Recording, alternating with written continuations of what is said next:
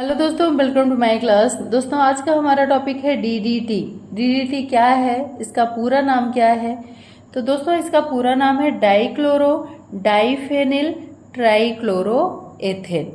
Dichloro diphenyl trichloro ethane, ठीक है। और इसका रासायनिक नाम है दोस्तों 2,2 विस या पैराक्लोरोफेनिल, ठीक है, या 1,1,1 ट्राइक्लोरो एथेन, ठीक है।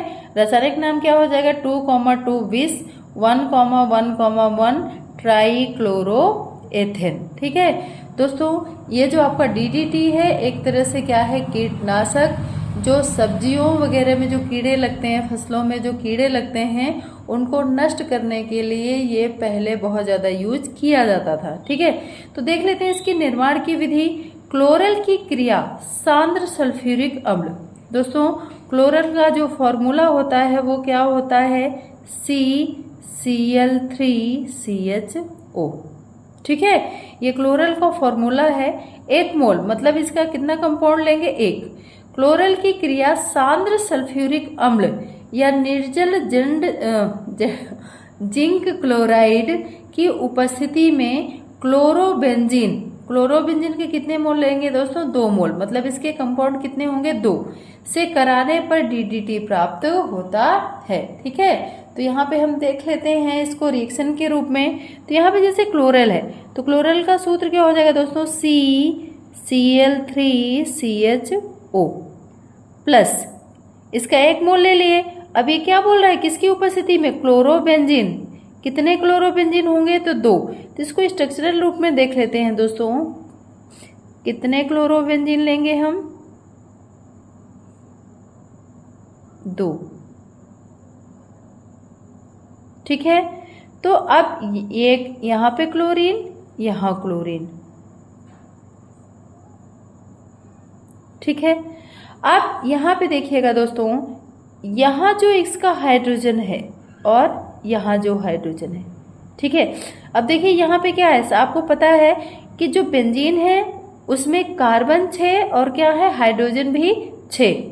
यहाँ भी आपका CH है, CH, यहाँ भी C, CH, CH और यहाँ C, यहाँ C, CH, CH, यहाँ भी C, यहाँ भी CH और यहाँ भी CH, ठीक है। तो यहाँ से एक H हटा तो क्लोरीन जुड़ गया, यहाँ से भी एक हटा तो क्लोरीन जुड़ गया, और यहाँ आपका क्या है, सब में CH, मतलब 6 कार्बन और 6 हाइड्रोजन में से यहाँ पे कितने हैं अभी, 6 कार्बन 5 हाइड्रोजन, यहाँ भी 6 कार्बन 5 हाइड्रोजन। ये संरचना समझ में आ गई ना। किसकी उपस्थिति में बोल रहा है दोस्तों, तो सांद्र क्या, H2SO4 या निर्जल क्या, जिंक क्लोराइड, ठीक है। इसकी उपस्थिति में क्रिया होगी दोस्तों। तो यहाँ पे आपका क्या बनेगा, पानी निकल जाएगा, यहाँ से क्या निकल जाएगा, -H2O। कैसे, ये देखिए, ये जो हाइड्रोजन है ये हाइड्रोजन है और ये ऑक्सीजन, ये आपस में क्या हो गए, यहाँ से निकल गए, ठीक है। तो आपके पास फिर बचेगा क्या, C, नहीं आपके पास नहीं, इसमें क्या बचेगा, CCl3, यहाँ पे क्या, CH, ठीक है। और यहाँ आपका क्या बन जाएगा, क्लोरोबेंजीन, और यहाँ भी आपका क्या बन गया, क्लोरो, ठीक है। ये इससे जुड़ गया, ठीक है। तो ये आपका किसका फॉर्मूला हो गया, DDT। और इसको अगर फॉर्मूले के रूप में लिखो दोस्तों, स्ट्रक्चर ना बनाओ, तो यहाँ पे जो इसका सूत्र बन जाएगा टोटल वो कितना, C14H आपको कितना हो जाएगा, 9 और Cl5। ये किसका फॉर्मूला होता है, DDT का, ठीक है। तो यहाँ पे ध्यान दीजिएगा, क्लोरल, ये किसका सूत्र है, क्लोरल का, क्लोरल, ठीक है। और ये आपका क्या है, क्लोरोबेंजीन,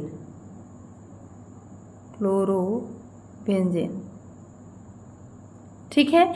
तो यहाँ पे आपका क्लोरोबेंजीन इसके 2 मोल, क्लोरल के 1 मोल से क्रिया करके क्या बनाते हैं दोस्तों, DDT। क्या बनता है आपका, DDT, मतलब C14H9Cl5। अब इसको काउंट कर लें, देखो C14 कार्बन कितने हैं, 14, तो यहाँ पे कार्बन कितने हैं, 6, यहाँ पे कितने हैं, 6 और 6 12, ठीक है, इतने ही तो है ना, 1 2 3 4 5 6, ठीक है, 12 13 और 1 14, हो गए कार्बन 14, हाइड्रोजन 9। अब इसमें दोस्तों हाइड्रोजन कितना है, 4, क्यों, क्योंकि एक हाइड्रोजन यहाँ से निकला, एक यहाँ से निकला, 6 में से 2 निकल गए तो कितने बचे, 4। इसमें भी ऐसे ही 6 में से 2 निकल गए, कितने बचे, 4, तो 4 और 4 8 और 1 9, ये भी आपका कितना हो गया, H9।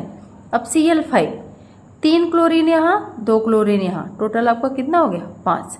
तो ये हो गया आपका DDT का फॉर्मूला, ठीक है।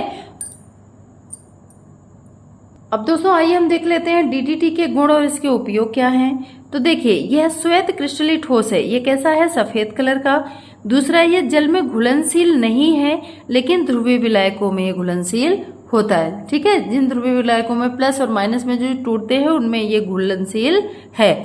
इसका उपयोग कीटनाशक के रूप में किया जाता है, कीड़ों को मारने के लिए। इसका उपयोग मक्खी, मच्छर, कीड़े मकोड़े, कृषि पीड़कों को मारने के लिए भी किया जाता है। यह गन्ने तथा पशुचारा फसलों में भी पीड़कनाशी के रूप में प्रयोग किया जाता है।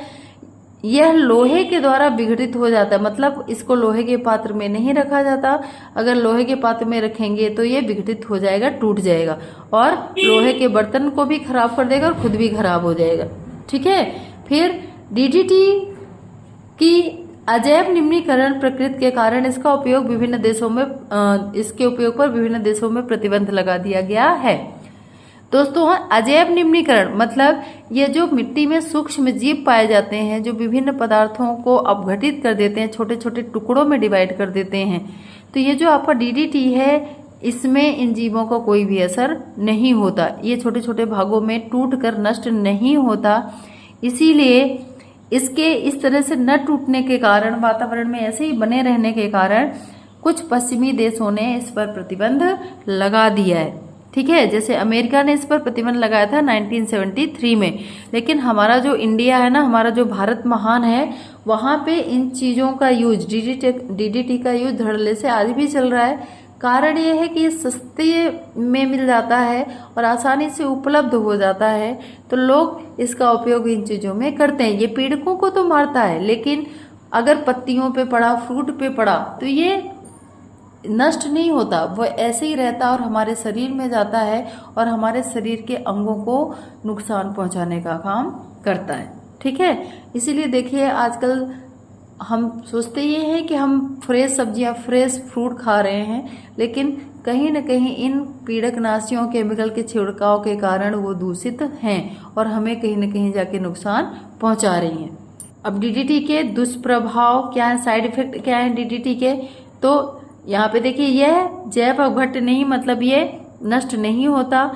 इसके अवशेष वातावरण में रहते हैं और इसका लंबा प्रभाव बहुत ज़्यादा नुकसानदायी होता है, ठीक है।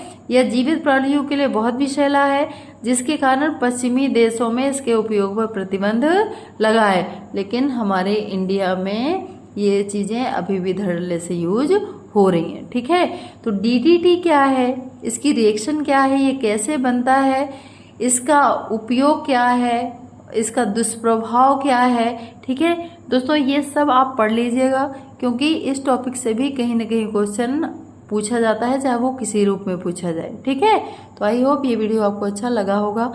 वीडियो अच्छा लगा होगा दोस्तों तो वीडियो को लाइक, शेयर एंड दोस्तों चैनल पे नए हो तो चैनल को सब्सक्राइब करना ना भूलिए।